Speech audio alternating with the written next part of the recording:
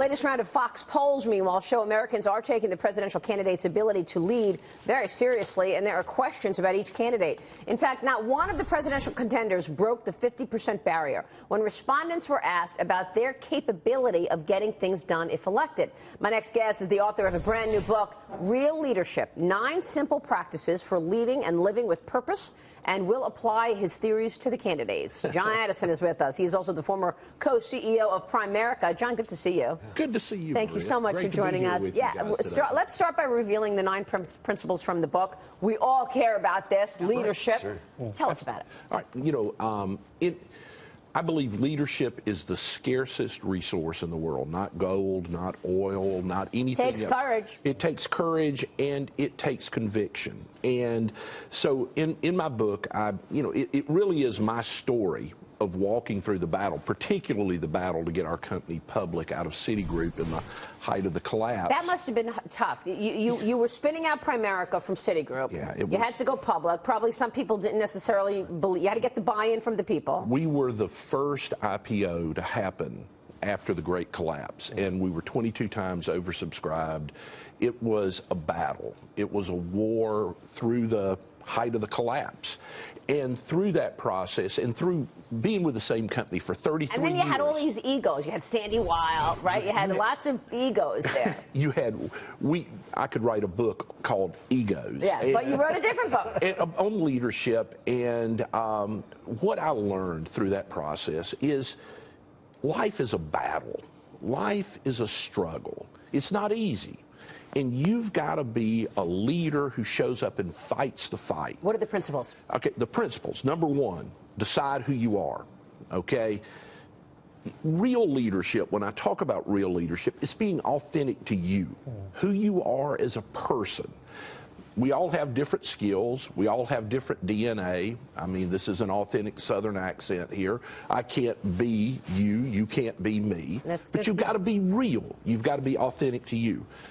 Shine your light on others, which means real leaders shine their light on other people. I've always said in speeches that if you shine your light on other people, ultimately it will shine back on you. Yeah, and we've got your principles on screen right now. So apply these principles to the candidates, because let's start with Donald Trump, for example. Do you see any of these? No. Well, let's start with Donald. I think he knows who he is. Yeah. Okay. I mean, he is authentically him. He's shining that light. But now the light does tend to reverse to him, not other people. Okay. So when I look at Donald Trump, he's clearly a talented human being. Clearly great at media. My God, all I've heard you talk about this morning is him. Focus on what you can't control. He's controlling a lot. He controls a lot of things in life.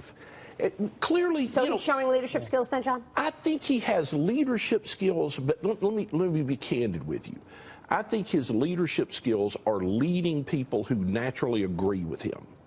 Great leaders, real leaders, are unifiers, not dividers. That's what Hillary Clinton calls herself. And she's not. And I'll be honest with you. I mean, as I look at all of these candidates right now, I go, my God, how did we get to this point? I mean, but this is her new line, right, in the campaign. Yeah. I mean, I think you've got the 2 front runners here have the highest unpopularity ratings that we're ever going to have in Canada. Hillary's at a record. I mean, both of them. Right. So what would you tell them to do to fix that? I mean, look, I hate to say this, but you're you.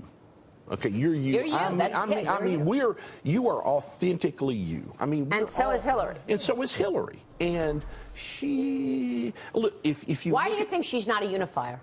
Because I don't think she's trusted.